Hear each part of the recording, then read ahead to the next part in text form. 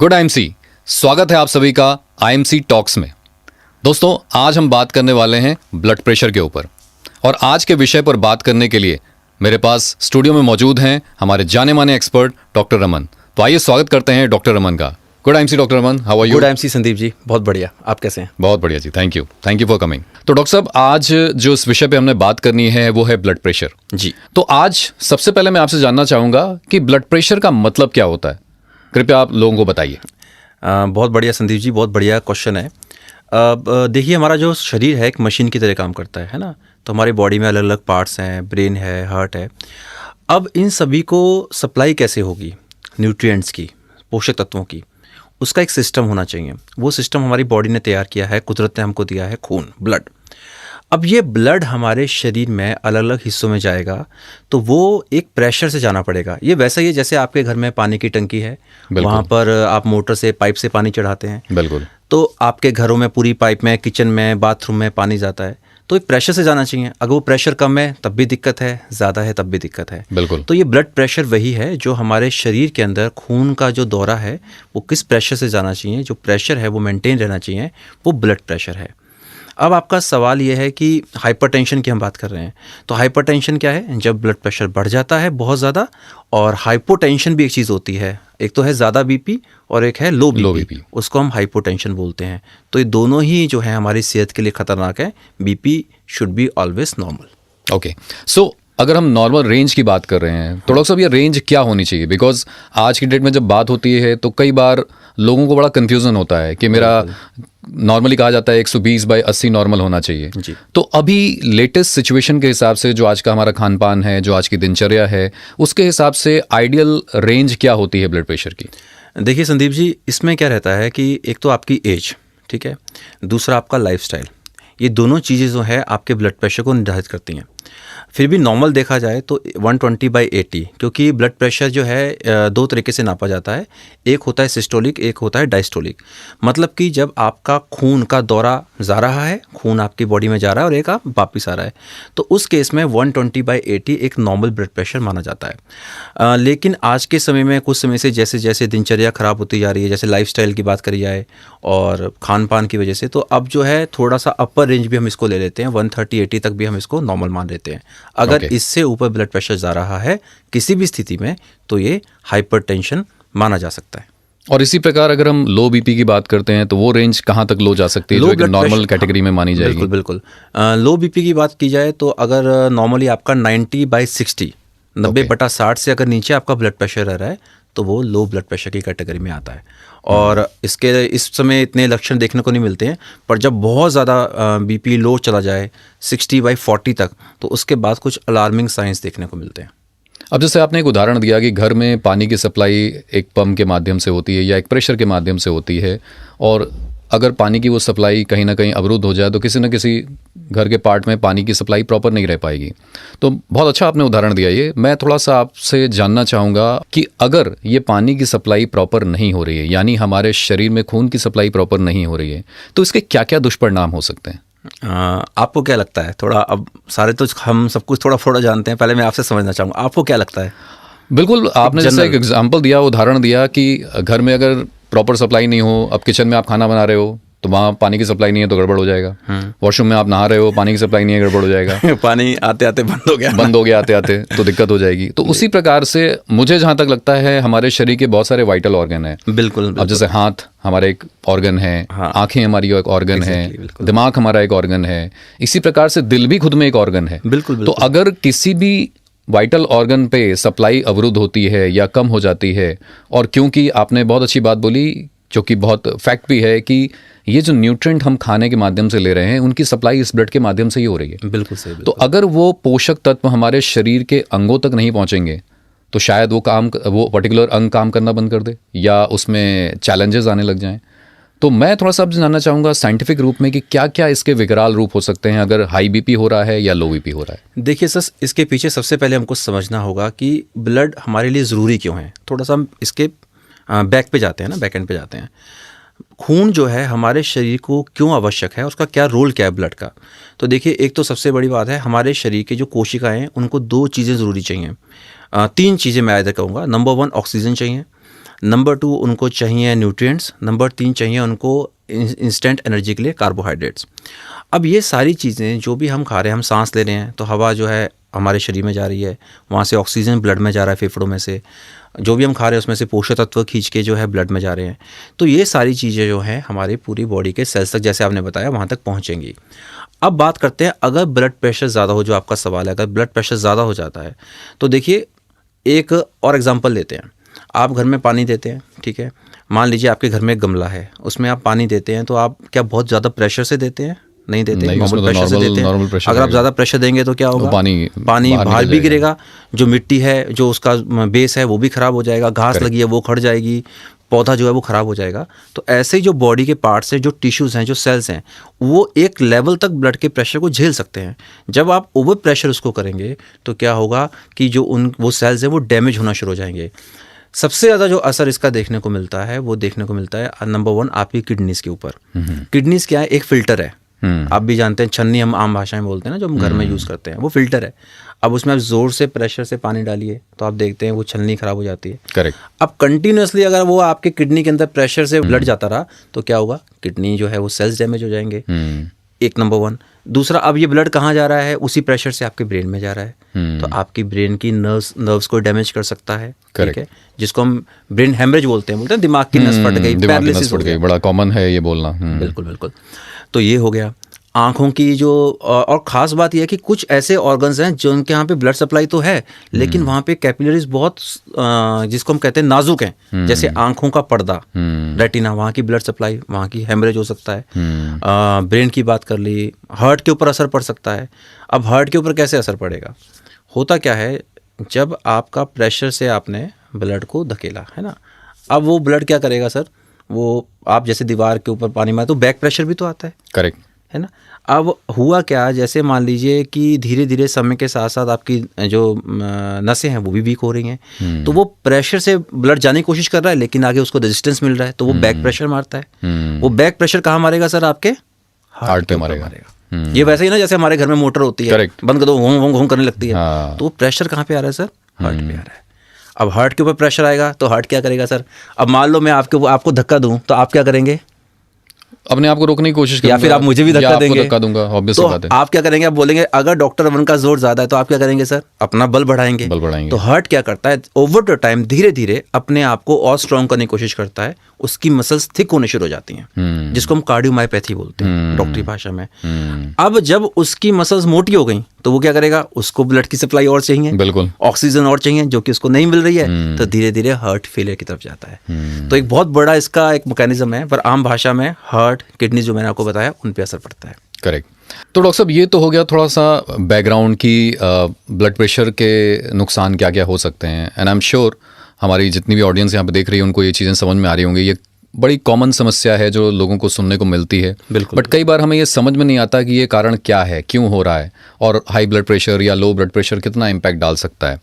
तो ऑब्वियसली ये बहुत बड़ा इम्पैक्ट डाल सकता है, बट क्या भारत को लेकर के जब हम बात करते हैं, भारतीयों को लेकर के बात करते हैं, तो आपको क्या लगता है कितना बड़ा आंकड़ा है जो इस समस्या से जूझ रहा है, या जिनको कितना बड़ा तबका है जिनको इसके ऊपर ध्यान देने की आज ज़रूरत है? क्योंकि लाइफस्टाइल हमारी दिन प्रतिदिन चेंज होती चली जा रही है, खान पान हमारा दिन प्रतिदिन चेंज होता चला जा रहा है, और जिस तरीके से हमारी लाइफस्टाइल सेडेंटरी होती जा रही है, खान पान चेंज हो रहा है, मुझे लगता है ये समस्या लोगों में बढ़ती जा रही है, और डेटा भी कहीं ना कहीं इसको प्रूव करते हैं। तो आप कुछ प्रकाश डाल सकते हैं इस डेटा पे कि क्या लगता है आपको कितना सीवियरिटी है इस प्रॉब्लम की?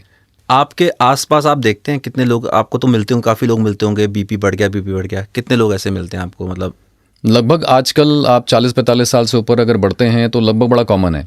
इनफैक्ट मैं आपको बताऊं, आज से लगभग 8-10 साल पहले मैं एक शहर में गया हुआ था एक पर्टिकुलर सेशन के लिए, ट्रेनिंग के लिए, और जब मैं लौट के आया वापस, तो उस समय वहाँ पे टीवी में न्यूज़ चल रही थी कि बच्चों में भी आज हाइपरटेंशन देखा जा रहा है या हाई बीपी देखा जा रहा है। बिल्कुल, क्योंकि बच्चों में भी आज मोटापा आप कॉमन देख सकते हैं, और ये मैं बात कर रहा हूँ 10 साल पहले की, तो ये आंकड़ा ऑब्वियसली घटा तो होगा नहीं, बड़ा होगा।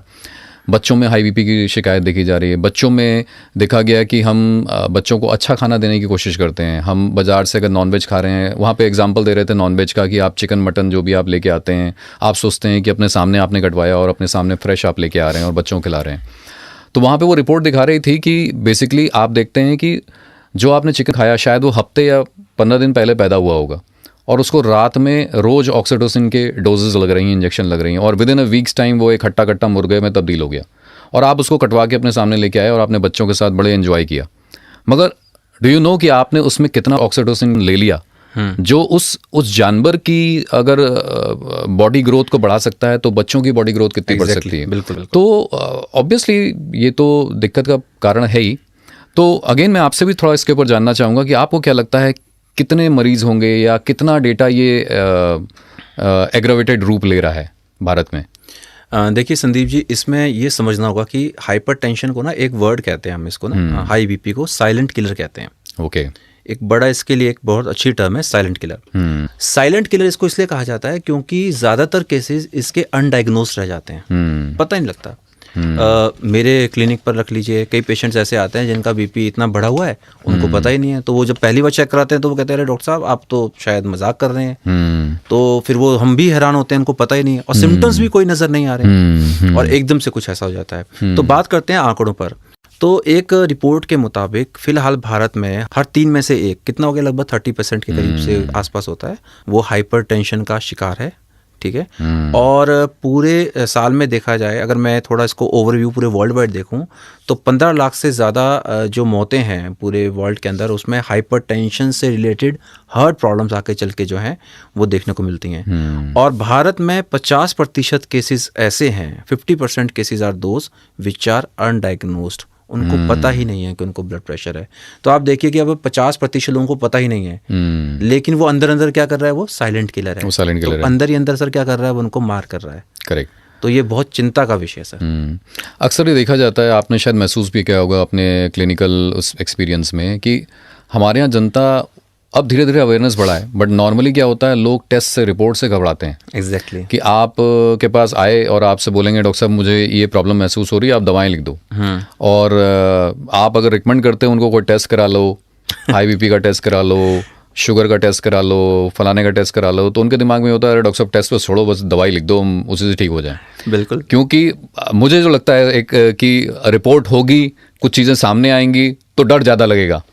अब जब तक नहीं पता है तो चीजें बच चल रही हैं। इसमें संदीप जी ह्यूमन साइकोलॉजी भी ऐसी है। हाँ। अभी कई बार मैं कहता हूँ अपना बीपी चेक कराओ, अरे नहीं सर हम नहीं कराएंगे। हाँ। पता नहीं क्या निकल आएगा, पता नहीं क्या निकल आएगा। अच्छा, एक साइकोलॉजी और है कि अगर हो गया तो हमें वहम हो जाएगा। इट इज लाइक अ वहम, कि हमें वहम हो जाएगा, हम वहम नहीं पालना चाहेंगे। बट मेरे ख्याल से ये एक बहुत गलत अप्रोच है। हमें फोकस करना चाहिए कि रेगुलर हम अपनी बॉडी का इन्वेस्टिगेशंस हो गई या इनसे हमें घबराना नहीं चाहिए। अगली चीज़ मैं आपसे जानना चाहूँगा कि अभी हम जो बात कर रहे हैं हाइपरटेंशन, चाहे वो या हाइपोटेंशन, ब्लड प्रेशर हाई हो या लो हो, ये तो हो गया एक सिम्टोमेटिक कि ये क्या हो रहा है शरीर के अंदर, हमने उसकी बात की। मगर इसको एग्रावेट क्या करता है, इसके होने के कारण क्या है, मुख्य कारण क्या लगते हैं आपको जिसकी वजह से आज भारतीयों में, जैसे आपने बोला, हर 3 में से 1 व्यक्ति जो है वो ब्लड प्रेशर का शिकार है, चाहे वो लो भी हो सकता है या हाई भी हो सकता है। तो क्या मुख्य कारण हैं जो हाइपरटेंशन या हाइपोटेंशन को लीड करते हैं? सबसे पहले मैं थोड़ा लक्षणों पे बात कर लूं कि नंबर 1, अगर कभी भी आपको ऐसा लगता है कि घबराहट होती है, चक्कर आता है, आंखों के सामने अंधेरा छा जाता है, एकदम से ऐसा लगता है जैसे कि सिर में तेज़ दर्द हो रहा है बिना किसी कारण से, हमेशा आंखों के सामने कभी कभी धुंधलापन सा रहता है, ये तो कुछ आम लक्षण होते हैं हाई ब्लड प्रेशर के। तो इसके ऊपर अगर कभी भी किसी इंसान को, मैं दर्शकों से भी कहना चाहूँगा कि अगर किसी भी इंसान को ऐसे लक्षण देखने को मिलते हैं तो आप एक बार अपना ब्लड प्रेशर ज़रूर चेक कराएं। तो एक तो ये चीज़ हो गई। अब हम बात करते हैं सर रीजंस की, बात करते हैं कारणों की। तो कारण जो है ना सर बहुत सारे हो सकते हैं, लेकिन अगर इनको हम 2-3 चीज़ों में रखें तो नंबर 1 इज़ आपका लाइफस्टाइल। आपका जो उसमें आपका खान पान, आपकी दिनचर्या आ जाती है। ठीक है। आजकल क्या हो गया सर, ज़्यादातर जो है फास्ट फूड का कल्चर हो गया है। अब पहले सर कहाँ मिलता था, मतलब आप भी देखिए हमारे घर के आसपास कौन सा इतना फास्ट फूड का कल्चर था। बिल्कुल। अब तो गांव देहात में भी आप अब देखिए हर पिज़्ज़ा, बर्गर, चाउमीन सब मिल जाएगा। मतलब पहले कभी मिलता था, एक समोसा शायद कभी मिल जाता था, वो भी कभी कभार मिलता था। बिल्कुल। और शहरों में तो आजकल आप देखिए एकदम से हो जाता है, हर एक चीज़ अवेलेबल है, रेडी हर चीज़ ऑनलाइन अवेलेबल है। अच्छा, स्वाद भी चाहिए तो स्वाद में उसमें अच्छा खासा मसाला और ये आजकल अजीनोमोटो वगैरह कुछ इतनी चीज़ें डल रही हैं, सॉल्ट्स वगैरह डल रहे हैं, विनेगर वगैरह डल रहा है, तो हमारी बॉडी में वो सब रेगुलर जा रहा है। इसके साथ साथ सबसे ज़्यादा वो उसके साथ साथ फिर हमारी एक्सरसाइज की कमी हो गई है ना। एक्सरसाइज हम लोग नहीं कर रहे हैं, एक्सरसाइज की कमी है। दूसरा स्ट्रेस, काम का तनाव इतना ज़्यादा हो गया है। पहले लोग थोड़ा इतना स्ट्रेस नहीं लेते थे, आजकल भाग दौड़ भरी ज़िंदगी है, हमारे एम्बिशंस भी हैं, हमें आगे बढ़ना है, तो उसका प्रेशर हम लोगों पे बहुत ज़्यादा है। इसके साथ साथ अगर आपकी जेनेटिक हिस्ट्री है, अगर आपके माता पिता को ब्लड प्रेशर है और आपकी लाइफस्टाइल ऐसी है, तो हो सकता है कि चांसेस हैं कि आपको ये प्रॉब्लम आगे बढ़कर हो जाए। और हाई सॉल्ट इंटेक की तो मैंने बात करी ही है, जो मैंने बताया कि खाने के अंदर है, ठीक है। और कई बार देखा गया है कि इनडायरेक्टली जैसे आपको कोई और प्रॉब्लम हुई, उसकी वजह से कॉम्प्लिकेशन हो गया। जैसे मैंने आपको बताया कि जैसे हम देखते हैं डायबिटीज़ में, अब डायबिटीज़ में भी कई बार हाइपरटेंशन आगे जाके जो है वो डेवलप हो जाती है। किडनी पेशेंट्स के अंदर हाइपरटेंशन आगे जाके डेवलप हो जाती है। क्यों होती है? क्योंकि जब जो प्रेशर है, वो ब्लड जो है वो किडनी के ऊपर जा रहा है और किडनी वहाँ से उसको प्रॉपर छान नहीं रही है, तो किडनी उसको बैक प्रेशर कर रही है, तो ब्लड प्रेशर बढ़ रहा है। तो उसकी वजह से, कई चीज़ों की वजह से, ये मेन 5-6 कारण हैं जिनकी वजह से ब्लड प्रेशर जो है बॉडी के अंदर डेवलप हो सकता है। तो जैसे आपने जिक्र किया अभी नमक का, कि सॉल्ट का सेवन बढ़ रहा है। Obviously junk food, process food तो लोग ज़्यादा खा ही रहे हैं। मैं थोड़ा सा जानना चाहूँगा कि नमक का क्या रोल है आखिरकार ब्लड प्रेशर के केस में, चाहे वो लो हो या हाई हो। बिल्कुल, क्या रोल है नमक का? नमक तो देखो हमारे जीवन का एक अभिन्न अंग है। आयुर्वेद में बात की जाए तो षड रस बताए गए हैं, है ना। उसमें से एक जो है वो लवण रस है। मधुर, अम्ल, लवण, कटु, तिक्त, कषाय, ये 6 तरह के जो है आयुर्वेद में रस बताए गए हैं। रस मतलब कि टेस्ट बताए गए हैं, टेस्ट। तो ये 6 तरह के टेस्ट हैं, उनमें लवण भी है, बहुत ज़रूरी है ना, हमारी बॉडी के लिए ज़रूरी है लवण। और लवण क्या है? सॉल्ट, एक तरह से हम कहें इंग्लिश में, अपनी नॉर्मल भाषा में। अब सॉल्ट जो है बेसिकली हमारे लिए ज़रूरी भी है, क्योंकि उसके अंदर कई तरह के सोडियम क्लोराइड वगैरह हमारे लिए ज़रूरी है, टेस्ट भी देता है। अब ये करता क्या सर, ये ना शरीर के अंदर पानी को ना एब्जॉर्ब करता है, ठीक है। अब आप समझिए कि आप कहीं भी नमक डालते हैं, अगर वहाँ पे थोड़ा सा पानी है तो नमक क्या करता है? पानी को एब्जॉर्ब करता है। ये हमारी जब बॉडी में सॉल्ट जाता है तो ये क्या करता है, जब हमारे ब्लड में रहता है तो ये वाटर को होल्ड करता है, रिटेन करता है, जिसकी वजह से ब्लड का प्रेशर ऑटोमेटिकली बढ़ने लगता है। तो संदीप जी, अब सवाल ये आता है कि नमक लेना कितना चाहिए? आप कितना नमक लेते हैं डेली? इसका तो कोई आइडिया नहीं है। टेस्ट के हिसाब से चम्मच में निकाला और बन गया, और जो घर में वाइफ ने बना दिया नमक डाल के वो खा लिया गया। बट ऐसा कोई कभी सोचा नहीं, या कभी किसी ने हमें बताया नहीं कि हमें इतना ही नमक खाना चाहिए? संदीप जी, मैं आपको बताऊंगा, इसका भी एक ना पैमाना है। अच्छा। हाँ, WHO के मुताबिक, वर्ल्ड हेल्थ ऑर्गेनाइजेशन के मुताबिक, डेली जो हमको सॉल्ट लेना है वो 5 ग्राम से ऊपर नहीं होना चाहिए। दिन भर में 5 ग्राम एक एडल्ट को लेना चाहिए। 5 ग्राम कितना होता है? एक नॉर्मल चम्मच जो हमारे घर में होता है। लेकिन आपको जानकर हैरानी होगी कि हमारे देश में एवरेज कंजप्शन डेली, रोजाना जो सॉल्ट ले रहे हैं लोग, वो 10 से 15 ग्राम तक जा रहा है, यानी 3 टाइम्स। हम 3 गुना ज़्यादा नमक डेली अपनी डाइट में ले रहे हैं। बड़ा सरप्राइजिंग है। आप देखिए कि ना, एक चीज़ हम पढ़ते थे, बैलेंस न्यूट्रिशन, मेरे ख्याल से 5th या 8th क्लास में हम पढ़ते थे। कितने लोग उसको फॉलो करते हैं? कहाँ कोई फॉलो करता है? हम बोलते हैं हमारे खाने में, एक थोड़ा सा अलग से बात कर रहा हूँ, थोड़ा सा और, कि हम बात करते थे हमारे खाने में प्रोटीन होना चाहिए, करेक्ट, कार्ब्स होनी चाहिए। अब आप देखो, आप सुबह हम नाश्ता करते हैं, कोई इंसान देखता है? कहाँ तौल के देखते हैं कि भैया इसमें प्रोटीन कितना है और कार्बोहाइड्रेट कितना है? वो छोड़ो, ये भी नहीं देखते हैं कि प्रोटीन है भी कि नहीं, इतना भी नहीं देखते, पता ही नहीं होता। मतलब सुबह अगर आलू के पराठे बने तो आलू के पराठे खा लेंगे। अब उसमें कहाँ प्रोटीन है? प्रोटीन है ही नहीं उसमें कार्बोहाइड्रेट है, और मेजर तो कार्बोहाइड्रेट है, थोड़ा बहुत घी लगा दिया तो फैट मिल गया आपको, और सॉल्ट इंटेक, सॉल्ट तो आप उसमें जा ही रहा है। दोपहर को आप खाना खा रहे हैं, दाल चावल खा रहे हैं, उसमें कितना ही प्रोटीन आपको मिल रहा है। करेक्ट। तो बैलेंस डाइट हमको पढ़ाई जाती है, लेकिन उसका कॉन्सेप्ट आज तक हमारे देश में डेवलप ही नहीं हो पाया, जिसकी वजह से न्यूट्रिशनल डेफिशिएंसीज की बीमारियां भी हमारे देश में बहुत देखने को मिलती हैं। खैर, वो टॉपिक अलग है, बात करते हैं हमारे इसके बारे में। तो 10 से 15 ग्राम अभी तक, मतलब 3 गुना ज़्यादा तक हम जो है डेली सॉल्ट इंटेक ले रहे हैं। और उसमें भी आप देखिए कि जितना ज़्यादा ये फास्ट फूड का कल्चर हो गया है, जो मैं दोबारा बात कर रहा हूँ, इसके अंदर तो बहुत ज़्यादा एडिड, क्योंकि पहले उसमें नमक जाता है बनाने में, फिर वो फ्राई होता है, फिर उसके ऊपर से भी वो सीजनिंग डाली जाती है, और फिर सॉसेज डाले जाते हैं, उनमें भी नमक है। करेक्ट। तो कितनी चीज़ों में, आप हर चीज़ में तो नमक डल ही रहा है। इवन इनफैक्ट आपने जब खाने की बात की, फास्ट फूड की बात की, तो आप अगर इसको देखते हैं, आपके फ्रेंच फ्राइज, एग्जैक्टली, तो फ्रेंच फ्राइज तला गया, बनाया गया, और उसके ऊपर से स्प्रिंकल किया जाता है सॉल्ट को, बिल्कुल, और हम बड़े टेस्ट के साथ खाते हैं। तो उसमें मुझे लगता है 5 ग्राम तो उसी में हो जाता होगा। बिल्कुल बिल्कुल, क्योंकि आप देखें ना तो बाकी खाना कहाँ गया? बाकी फिर उसके बाद आएगा, फिर उसमें ऐड हो गया, नमक होगा। बिल्कुल। सो डॉक्टर साहब, अभी मेरे मन में एक और सवाल आ रहा है कि हाई ब्लड प्रेशर अगर किसी को हो गया है तो उसको क्या करना चाहिए, कैसे उसको मैनेज करना चाहिए? क्या उसको मैनेज किया जा सकता है या वो नामुमकिन है, नहीं किया जा सकता है? और अगर मैनेज किया जा सकता है तो वो क्या क्या चीज़ें हैं जो एक व्यक्ति को अडॉप्ट करनी चाहिए जिससे वो अपने हाई ब्लड प्रेशर को कंट्रोल कर सके?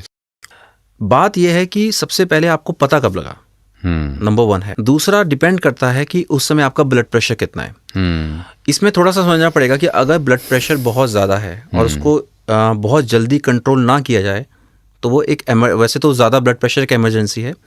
एक नॉर्मल फिगर मैं आपको दूं, 180 बाय 120 या 100 के आसपास। नीचे वाला ब्लड प्रेशर 100 से 120 के बीच में और ऊपर वाला 180 से ऊपर। हालांकि ये थोड़ा ऊपर नीचे भी हो सकता है, पर एक जनरल फिगर में दे रहा हूँ। अगर इससे ज़्यादा बीपी आपको कभी मिल रहा है तो ये अलार्मिंग है, ये इमरजेंसी है। इसके अंदर ब्रेन हेमरेज भी हो सकता है, दिमाग की नस भी फट सकती है, पैरालिसिस हो सकता है, आंखों की रोशनी भी जा सकती है, हार्ट की प्रॉब्लम्स भी इमीडिएट हो सकती हैं। अच्छा, इसमें मैं यहाँ पर जैसे आपने ये भी डेटा बोला कि 180 बाय 100 से ऊपर अगर जा रहा है, तो यहीं पर मेरा एक सवाल और इसी में आ रहा है कि एक नॉर्मल व्यक्ति को किस एज के बाद और कितनी फ्रीक्वेंसी पे अपना ब्लड प्रेशर चेक करना चाहिए सो दैट वो ट्रैक करता रहे कि क्या मेरा ब्लड प्रेशर बढ़ तो नहीं रहा है? बहुत बढ़िया। बिकॉज नॉर्मल कंडीशन में हम कभी भी ब्लड प्रेशर रोजमर्रा की जिंदगी में जाके चेक नहीं करते। हाँ। तो अगर हम इसको चेक करते रहें तो शायद हम समय रहते इसके ऊपर रोकथाम कर सकते हैं या कंट्रोल कर सकते हैं। देखिए, थोड़ा सा इसको अभी हम और एलोबरेट करें तो एक एज ग्रुप है, मैं बोलता हूँ 40 के बाद। 35 या 40 एक एज ऐसी है, 35 तो थोड़ा ज़्यादा अर्ली है। 40 के बाद क्या ना, हमारी बॉडी के अंदर काफ़ी चेंजेस आने शुरू होते हैं, है ना। तो आफ्टर 40 और अगर आपकी 40 साल से उम्र ज़्यादा है फिलहाल, ठीक है, इसके अलावा यदि आपका वज़न ज़्यादा है, आप मोटापे से ग्रसित हैं, या फिर आपका लाइफस्टाइल ठीक नहीं है, खान पान ठीक नहीं है जो हमने पहले बात करी, या फिर आप स्मोकिंग ज़्यादा करते हैं, अल्कोहल लेते हैं, ठीक है, आपकी फैमिली में जेनेटिक हिस्ट्री है, ऐसे केसेस के अंदर आपको हर 6 महीने में आपका अपना ब्लड प्रेशर रेगुलरली 6 महीने के बाद चेकअप कराते रहना चाहिए। डॉक्टर से मिलकर आप अपना बीपी चेक करा सकते हैं। और मैं तो बोलता हूँ बीपी ही क्यों, नॉट बीपी तक मत सारे टेस्ट करा सकते हैं। एक नॉर्मल है कि आप अपना कोलेस्ट्रॉल हो गया, अपना ब्लड शुगर हो गया, अपना बीपी हो गया, ये नॉर्मल पैरामीटर्स हैं। इनको आप हर 6 महीने पे या 8 महीने पे इसको आप, अगर आपका लाइफस्टाइल ठीक है तो आप साल में एक बार कराइए। अगर आपको लगता है कि आप सारा ही गलत कर रहे हैं, मतलब आपका कुछ सिस्टम सही नहीं है, तो फिर आपको भाई 6 से 8 महीने में एक नॉर्मल रूटीन टेस्ट तो करा ही लेना चाहिए। बिल्कुल। और आजकल तो डॉक्टर साहब बहुत सारे मशीनें अवेलेबल हैं, इलेक्ट्रॉनिक मशीनें अवेलेबल हैं ब्लड प्रेशर की, तो आप एक लेके रख सकते हैं। अगर आपकी 40 साल से ऊपर है तो आप जितनी फ्रिक्वेंसी में एक बार चेक कर सकते हैं। जी बिल्कुल सही, बिल्कुल सही। तो बात हम कर रहे थे कि कैसे कंट्रोल किया जाए ब्लड प्रेशर को।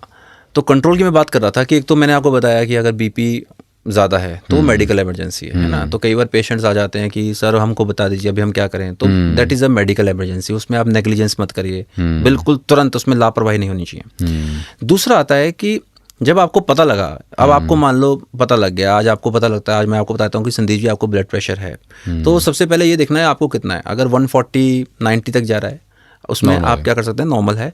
आपको सबसे पहले अपनी डाइट को ठीक करना है। नंबर 1 आपको अपनी डाइट को ठीक करना है। डाइट में आपको क्या करना है, सबसे पहले नमक कम करना है। उसका कारण मैं आपको बता चुका हूँ, नंबर 1। दूसरा, अपने खाने में से प्रोसेस्ड फूड, ज़्यादा तला हुआ खाना, इसको आपको बंद करना है, ठीक है। नंबर 3, आपको अपनी नींद अच्छी लेके आनी है। स्लीप बहुत ज़रूरी है। स्लीप को आपको कम से कम 7 से 8 घंटे, ऐसा देखा गया है जिन लोगों की नींद भी कम होती है उनका भी ब्लड प्रेशर कई बार ज़्यादा निकलता है। तो स्लीप डिप्राइव्ड नहीं होना चाहिए, नींद अच्छी आनी चाहिए, 7 से 8 घंटे की नींद दीजिए, ठीक है। दूसरा, जितना हो सकता है स्ट्रेस कम करिए। उसके लिए आप मेडिटेशन करिए, प्राणायाम करिए, किसी भी तरह से अपना स्ट्रेस कम रखिए, फैमिली के साथ टाइम स्पेंड करिए। नंबर 4 हो गया। इसके साथ साथ आप ये कर सकते हैं कि आयुर्वेद का उपयोग इसमें कर सकते हैं। इनिशियली अगर आपका 140-90 के बीच में आ रहा है तो आप आयुर्वेद की हेल्प ले सकते हैं, और इससे अगर आप करेंगे तो it can be reversed also, आप इसको कम भी कर सकते हैं। एक मैं आपको एक रोचक अपनी अभी कुछ एक्सपीरियंस बताऊंगा। एक पेशेंट मेरे पास आया, उसका वजन 67 kg था, फीमेल थी, उसकी हाइट थी 5 फुट 2 इंच, तो उसका आइडियल वेट होना चाहिए था 60 किलो। तो मेरे पास आई, उसका बीपी 150/90 आ रहा था और वो पिछले 6 महीने से दवाई खा रही थी एलोपैथिक। ओके। तो मेरे पास आयुर्वेद के लिए आई वो, तो मुझे कहती डॉक्टर साहब बताओ मैं क्या करूँ, मैं दवाई छोड़ना चाहती हूँ, तो आप ऐसा करो आप आयुर्वेद की दवाई दे दो। मैंने कहा मैम आयुर्वेद क्यों लेना चाहते हैं, नहीं साइड इफेक्ट से रहित है। मैंने कहा अगर मैं आपकी दवाई बंद करा दूँ तो? बोले सर वो तो और बढ़िया, और मुझे तो ये पता ही आयुर्वेद में हो सकता है। मैंने कहा ठीक है आपको आयुर्वेद का हम मेडिसिन देते हैं, नो डाउट, लेकिन आपको एक काम करना पड़ेगा। बोले क्या? मैंने बोला उनको आपको अपना वज़न 5 किलो कम करना है। तो वो हैरान हो, यार सर 5 किलो वज़न कम करने से? मैंने कहा नहीं आप 5 किलो वज़न कम करिए। तो फिर वो थोड़ा सा उन्होंने दिखाया कि नहीं मैं करती हूँ, तो उन्होंने 2 महीने में 5 किलो वज़न कम किया, और राइट नाउ वो उनकी मेडिसिन आप ट्रस्ट नहीं करेंगे, उसकी वो दवाई हम बंद कर चुके हैं। वज़न कम करने से भी बहुत ज़्यादा असर पड़ता है। तो जितने लोग मोटापे से ग्रसित हैं वो तो अपना वज़न कम करें, वो सिर्फ दवाई पे मत निर्भर रहिए, वेट लॉस करेंगे तो उससे भी आपका बीपी नॉर्मल आता है। करेक्ट। तो ये कुछ प्रिकॉशंस हैं जो हम ले सकते हैं डाइट के साथ साथ। और जब आपका बीपी ज़्यादा बढ़ने लगता है, बैक टू द क्वेश्चन, अगर ज़्यादा होने लगता है 150/100 जा रहा है, 90 जा रहा है, तो उस समय फिर आपको मेडिकेशंस की जरूरत पड़ सकती है। पर अगर आप अपना लाइफस्टाइल ठीक रख लें, अपनी डाइट, अपना स्ट्रेस, बार बार हम उसी चीज़ पर आते हैं, तो नेचुरली आप इसको कंट्रोल कर सकते हैं। कोई, मेरे को नहीं लगता कोई चैलेंजिंग इशू है इसमें। इसी से रिलेटेड, जैसे कि जिन लोगों का बीपी कम रहता है, हाँ, तो उन लोगों को क्या करना चाहिए अपने बीपी को नॉर्मल रेंज में लाने के लिए? उनके लिए क्या उनको फॉलो करना चाहिए पैटर्न, मे बी लाइफस्टाइल से रिलेटेड या फूड हैबिट से रिलेटेड? वहाँ पे क्या आप सजेस्ट करोगे? लो बीपी के भी कुछ कारण होते हैं, थोड़ा उस पर भी हमको फोकस कर लें पहले हम। कई बार लोग सोचते हैं कि सर हम लो बीपी है, हम क्या ले लें, मतलब उसको ज़्यादातर कमज़ोरी से ही गिना जाता है। नो डाउट वीकनेस बॉडी के अंदर है। खासकर कारणों की बात अगर मैं थोड़ा करूँ तो सबसे पहले पोषक तत्वों की अगर आपके शरीर में कमी हो रही है, न्यूट्रिएंट्स की कमी है। इसके साथ साथ अगर आपके शरीर में हीमोग्लोबिन की कमी हो रही है, आयरन कंटेंट कम हो रहा है, तो उससे भी लो बीपी रहता है। ठीक है। इसके साथ साथ मैं बात करूं, अगर आपके हार्ट की कुछ इश्यूज हैं, ज़रूरी नहीं है कि हार्ट प्रॉब्लम्स हाई बीपी में देखने को मिलती हैं। अगर दिल कमज़ोर है, वो ढंग से ब्लड को पंप नहीं कर पा रहा है, तो आपके जैसे वही वाले एग्जांपल फिर लेके आते हैं मोटर वाला घर में, कि अगर मोटर कमज़ोर है तो पानी आपकी टंकी में नहीं जाएगा। तो ऐसे ही क्या होगा, आपके शरीर में वो नहीं जाएगा, ब्लड की सर्कुलेशन प्रॉपर नहीं होगी, तो वही चक्कर आना, आंखों के सामने अंधेरा, थकान रहेगी, एक जनरल से सिम्टम्स मिलते हैं।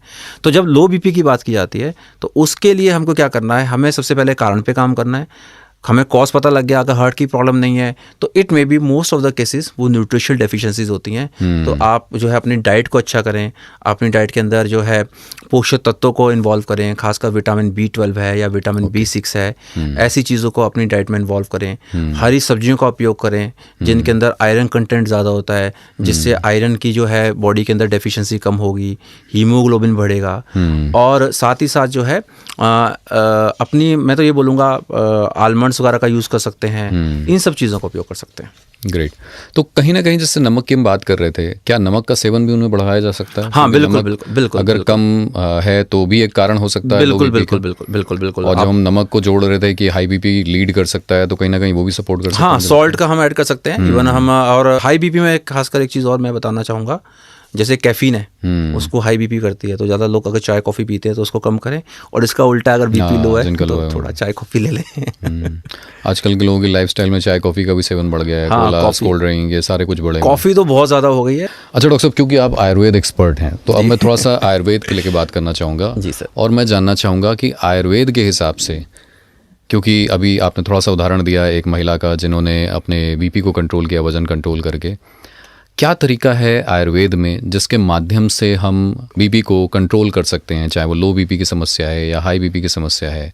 और IMC is known for Ayurveda. Exactly. तो मैं थोड़ा सा आपसे जानना चाहूँगा कि IMC में कौन कौन से उत्पाद हैं जो खास तौर पर हाई ब्लड प्रेशर के मरीज़ों के लिए या जिनका बीपी लो रहता है उनको हमें रिकमेंड करना चाहिए, उनको लेना ही चाहिए, वो चाहे रिकमेंडेशन की बात हो या इवन नॉर्मल लाइफस्टाइल में उनको ऐड कर लेना चाहिए, क्योंकि आयुर्वेद का कोई साइड इफ़ेक्ट तो है नहीं। हाँ बिल्कुल, मगर इसके इफ़ेक्ट बहुत मतलब मिलते हैं और रिजल्ट दिखते हैं लोगों में। तो मैं थोड़ा सा चाहूँगा, बीइंग एन आयुर्वेदाचार्य, बीइंग ए डॉक्टर, आप क्या बताना चाहेंगे कि आयुर्वेद का क्या रोल है ब्लड प्रेशर को कंट्रोल करने के लिए, और कैसे ब्लड प्रेशर को रेंज में लाया जाए? बिल्कुल सही।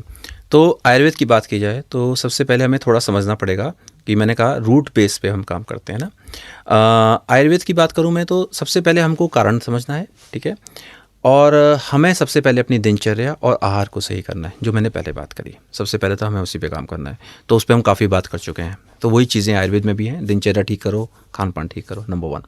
अब बात करते हैं प्रोडक्ट्स की, जो आपने कहा, हम टॉपिक पे आते हैं।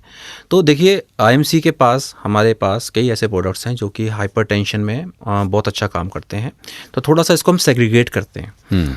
सबसे पहले आपको देखना है, मान लीजिए अगर आपका कारण सबसे बड़ा जो है दैट इज़ स्ट्रेस, है ना, अब मानसिक तनाव है, तो आप क्या कर सकते हैं, हमारे पास एक प्रोडक्ट आता है स्ट्रेस अवे, उसको आप यूज़ करिए, ठीक है। तो उसके अंदर स्ट्रेस को कम करने के लिए जड़ी बूटियाँ हैं, जैसे उसमें शंखपुष्पी है, जटामासी है, वचा है, तो ये मानसिक तनाव को कम करती है, ये स्ट्रेस को कम करती है, नंबर 1। तो इसको आपने ऐड किया। कई बार आयुर्वेद में ये देखा गया है कि ब्लड प्रेशर बढ़ने का कारण पाचन तंत्र की गड़बड़ी होती है ना। ऐसे लोग जिनको गैस की प्रॉब्लम रहती है, आपने देखा होगा कई बार ना लोग ऐसे बोलते हैं, यार मेरे को ना गैस की दिक्कत हो गई और मेरा बीपी बढ़ रहा है। Why it is so? क्योंकि आयुर्वेद के अंदर ब्लड प्रेशर को पित्त दोष और वात से रिलेटेड किया गया है। थोड़ा टेक्निकल है, पित्त और वात दोष। वात मतलब कि हम गैस्ट्रिक ट्रबल बोल सकते हैं आम भाषा में, और पित्त भी कई बार एसिडिटी की दिक्कत होती है। तो ऐसे केसेस में भी ना बीपी बढ़ जाता है कई केसेस का।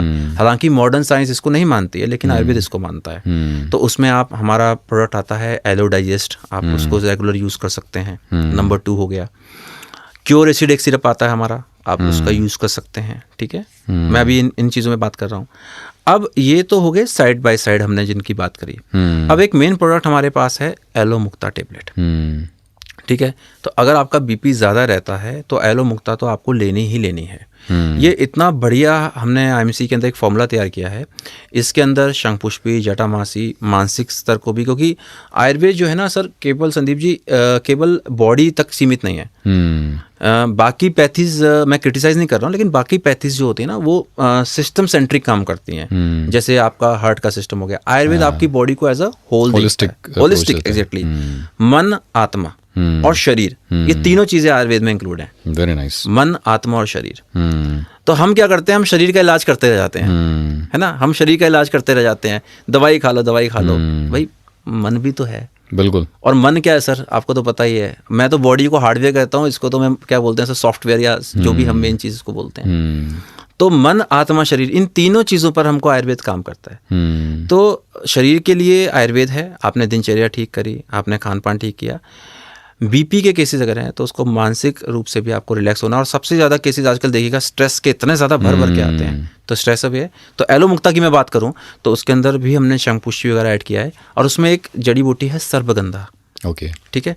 तो ये बहुत ज़बरदस्त है सर्पगंधा, और ये ब्लड प्रेशर को बहुत अच्छे तरीके से मैनेज कर सकती है। तो आप एलो मुक्ता का ज़रूर उपयोग करें। और इसके अंदर मुक्ता पिष्टी है जो कि पित्त को कंट्रोल करती है, ठंडक देती है शरीर को, तो ये ब्लड प्रेशर को नेचुरली कंट्रोल करती है। तो कितनी डोजेस होनी चाहिए, क्या क्या कितना लेना चाहिए? देखिए एलो मुक्ता आप 1 से 2 गोली दिन में 2 बार सुबह शाम ले सकते हैं, ठीक है। रेगुलर आपको इसको लेना है, और खाना खाने के बाद आप इसको लीजिए। अगर ज़्यादा रहता है तो 2-2 गोली, नहीं तो आप 1-1 गोली भी ले सकते हैं। और स्ट्रेस अवे तो आप डिपेंड करता है, अगर आपको ज़्यादा है। वैसे तो मैं 1 टेबलेट भी जो है अच्छा हमारा रात के समय आप ले सकते हैं, नहीं तो आप मॉर्निंग इवनिंग। एलो डाइजेस्ट की बात करिए तो वो 5-5 बूंदे आप 2 से 3 बार दिन में लीजिए। क्योर एसिड टेबलेट और सिरप है, उनको आप सिरप जो है वो 2-2 चम्मच दिन में 2-3 बार ले सकते हैं। सब्जेक्टिव अगर आपको एसिडिटी वगैरह रहती है तो आप ले सकते हैं, अदरवाइज आप इन 3 मेन प्रोडक्ट्स को यूज़ कर सकते हैं। इसमें एक चीज़ ऐड करना चाहूँगा मैं कि अगर आप पहले से कोई अपनी दवाइयाँ ले रहे हैं, जैसे मान लीजिए आप अपनी अंग्रेजी दवाई लेते हैं, बीपी की दवाई लग रहे हैं, तो आपको एकदम से कई बार लोग क्या करते हैं ना,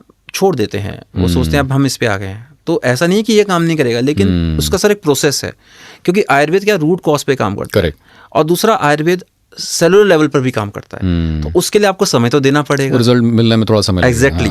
तो उस केस में क्या, अगर आप कोई पहले से मेडिसिन ले रहे हैं तो आप एकदम से बंद करेंगे ना, तो आपकी बॉडी उसकी हैबिचुअल हो चुकी है, आदी हो चुकी है। तो सर क्या होगा, फिर वेरिएशंस आएंगे, फिर वो आपका बीपी बढ़ सकता है। तो उस समय क्या होता है, इंसान घबरा जाता है, कहता है यार मैं तो ये भी ले रहा था और ये कैसा हो गया, ये तो मैंने लिया मेरा। तो थोड़ा समय दीजिए। मैं कहता हूँ इसको आप लगभग 1-2 महीने का टाइम दीजिए।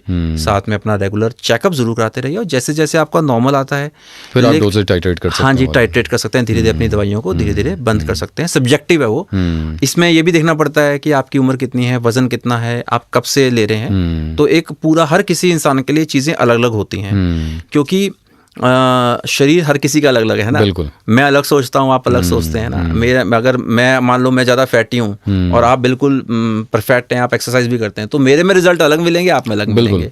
बिल्कुल। तो इस चीज़ को समझते हुए हम कर सकते हैं। बट नो डाउट फिर भी मैं कहूँ तो आयुर्वेद के अंदर बहुत पोटेंशियल है और बहुत अच्छे तरीके से आयुर्वेद जो है इन चीज़ों को मैनेज करता है। इसमें कोई भी डाउट नहीं होना चाहिए। हाँ, समय देना पड़ता है। तो आपने हाई बीपी के लिए बताया स्ट्रेस अवे, एक तो स्ट्रेस कंट्रोल करने के लिए, गट हेल्थ के लिए आपने बोला कि एलो डाइजेस्ट और क्योर एसिड ले सकते हैं। जी। और finally aloe Mukta is very important अगर आप वाकई अपने बीपी को कंट्रोल करना चाहते हैं। इसमें एक चीज़ और ऐड कर दूं, कई बार क्या होता है ना, हाइपरटेंशन के केसेस में ना कोलेस्ट्रॉल भी बढ़ा हुआ मिलता है। ओके। ये एक जरूरी पॉइंट है, कोलेस्ट्रॉल। कोलेस्ट्रॉल भी एक कारण है। अगर कोलेस्ट्रॉल बढ़ा हुआ है तो कोलेस्ट्रॉल क्या है? चर्बी एक तरह से, है ना। तो ये धीरे धीरे आपके खून की नस में जमती रहती है। तो इसकी जो इसका हम कहते हैं डायमीटर कहते हैं, इसको कम कर देता है, सकरा हो जाएगा। सकरा हो जाता है। तो जब सकरे में से सब पानी ज़्यादा तेजी से भागता है ना, अगर मैं प्रेशर करना हो, तेज करना, तो हम क्या पाइप का मुंह दबा दो, पाइप का मुंह दबा दो तो प्रेशर तेज हो जाता है। तो जब आपकी यह आर्थरोस्क्लेरोसिस हो गया, मतलब कि कोलेस्ट्रॉल बढ़ रहा है, तो पाइप जो आपकी खून की नस है, जो पाइप बोल रहे हैं, वो बारीक हो गई, तो खून ज्यादा तेजी से भागेगा, तो वो भी प्रेशर क्रिएट करेगा। तो अगर कोलेस्ट्रॉल बढ़ा हुआ है तो उस केस में हमारे पास एक एलो कोलेस्ट्रा टेबलेट है। इतनी ज़बरदस्त हमने एक प्रोडक्ट बनाया है। इसके अंदर मैं बात करूं तो अर्जुन है। और अर्जुन जो है आयुर्वेद के अंदर, अर्जुन तो वैसे तो धनुर्धर थे इतने बड़े महाभारत में, सभी जानते हैं उनको, कौन नहीं जानता। तो अर्जुन नाम की जड़ी बूटी, उसको पार्थ भी कहा जाता है। ये जो जड़ी बूटी होती है सर, ये बहुत ज़बरदस्त है। ये कोलेस्ट्रॉल को भी मैनेज करती है और वीक हार्ट को पावर भी देती है। और इसमें हमने लहसुन डाला हुआ है, लौकी डाला हुआ है, गुग्गुल डाला हुआ है। तो बहुत ज़बरदस्त अभी हमने प्रोडक्ट तैयार किया है लो कोलेस्ट्रॉल, और इसका एक बहुत अच्छा रिजल्ट आ रहा है। तो अगर कोलेस्ट्रॉल आपका बढ़ा हुआ है, हाइपरटेंशन में अगर आपको पता लगा है, डॉक्टर ने बताया है, तो आप एलो कोलेस्ट्रॉल को भी एक टेबलेट या 1 से 2 टेबलेट सुबह शाम लीजिए। ओके, ग्रेट जी। तो ये तो हो गया हाइपरटेंशन यानी हाई बीपी के केस में। जी। What about low BP? Low BP में सबसे पहले अपनी डाइट पे फोकस करना है। ठीक है, अपनी डाइट को अच्छा करना है, हरी सब्जियां लीजिए, न्यूट्रिएंट्स को प्रॉपर लीजिए। हमारे पास एक प्रोडक्ट बहुत ज़बरदस्त आता है, डेट इज़ हिमालयन बेरी। मैं उसका बहुत ज़बरदस्त फ़ैन हूँ। और हिमालयन बेरी के अंदर न्यूट्रिएंट्स बहुत ज़्यादा हैं, विटामिन सी से भरपूर है। हम सब जानते हैं विटामिन B12 उसके अंदर मौजूद है, B6 है, और भी कई तरह के 20 टाइप्स के उसके अंदर एसेंशियल विटामिन उसके अंदर मौजूद हैं। ऑक्सीजन की एब्जॉर्प्शन बॉडी में बड़ा अच्छा करता है। ORAC value, oxygen radical absorbance capacity, उसकी बहुत ज़बरदस्त है। तो क्या होता है, आपके शरीर में जो आप ऑक्सीजन ले रहे हैं वो एब्जॉर्ब भी तो होनी चाहिए ना। मतलब कहने का मतलब यह है कि आप कोई चीज़ ले रहे हैं, आपका शरीर को एब्जॉर्ब ही नहीं कर रहा, तो एब्जॉर्प्शन जो है वो ऑक्सीजन की बढ़ाता है हिमालयन बेरी। तो लो बीपी के अंदर ये ज़बरदस्त काम करता है, आप इसका यूज़ कर सकते हैं। जीवन शक्ति रस है हमारे पास, आप उसका यूज़ कर सकते हैं, बहुत अच्छा प्रोडक्ट है जीवन शक्ति रस। तो हिमालयन बेरी आप लेना चाहें तो 30 ml मॉर्निंग में, सुबह आप खाली पेट उसको 1 गिलास पानी में ले सकते हैं। जीवन शक्ति रस का आप यूज़ कर सकते हैं 30 ml। उसको वो मीठा होता है तो वो डायबिटीज़ के पेशेंट्स उसको ना लें, थोड़ा सा उसमें परहेज़ रखें। और साथ में आप डेली डाइट टेबलेट हमारे पास आती है, उसका आप यूज़ कर सकते हैं। और थोड़ा आगे बढ़ना चाहें तो हमारे पास इतना ज़बरदस्त हमारा अश्वगंधा शिलाजीत है। और अश्वगंधा तो मेंटल अलर्टनेस के लिए बहुत अच्छा रहता है सर, और साथ ही साथ बॉडी के अंदर इम्यूनिटी भी बढ़ाता है, स्ट्रेंथ भी बढ़ाता है। और शिलाजीत तो ब्लड प्रेशर को इम्प्रूव ही करता है। करेक्ट। तो आप इनका यूज़ कर सकते हैं। और अगर आपका ब्लड कम है, हीमोग्लोबिन कम है, देन वी हैव लोहोवटी। तो मतलब कहते हैं ना, लोग कहते हैं सर आयुर्वेद में तो कुछ नहीं होता, मतलब इतना सब कुछ हमारे पास ऑलरेडी है अगर हम उसको सही तरीके से यूज़ करें। वेरी नाइस जी, बहुत बढ़िया डॉक्टर साहब। So thank you so much कि आपने आज समय दिया और इतनी महत्वपूर्ण जानकारी हमारे सभी दर्शकों को दी जो कि ब्लड प्रेशर से रिलेटेड थी। और मुझे उम्मीद है कि जितने भी दर्शक हमारे इस पॉडकास्ट को देख रहे हैं उनको ब्लड प्रेशर के बारे में बहुत सटीक और बहुत ही महत्वपूर्ण जानकारी यहाँ से मिली होगी। और आपने देखा हमने यहाँ पर दोनों ही पार्ट कवर किए कि अगर आपको हाई बीपी की तकलीफ़ है तो आपको क्या करना चाहिए, और आपको अगर लो बीपी की तकलीफ़ है तो क्या करना चाहिए। और आपने डॉक्टर साहब ने यहाँ पे कुछ उदाहरण भी दिए कि कुछ लोगों ने अपने सिर्फ वज़न को कंट्रोल करके ही बहुत अच्छा रिजल्ट प्राप्त कर लिया। सो फ्रेंड्स, मुझे उम्मीद है ये पॉडकास्ट आपके लिए बड़ा ही लाभकारी रहेगा और आप इससे बहुत सारी जानकारी अपने लिए तो प्राप्त करेंगे, साथ ही साथ आपके आसपास जितने भी लोग इन समस्या से जूझ रहे हैं, चाहे वो लो बीपी की हो या हाई बीपी की हो, उनको इस पॉडकास्ट के माध्यम से सही और सटीक जानकारी दे करके उनको भी हेल्दी बनाने में ये पॉडकास्ट आपको मदद करेगा। So thank you so much. Good IMC।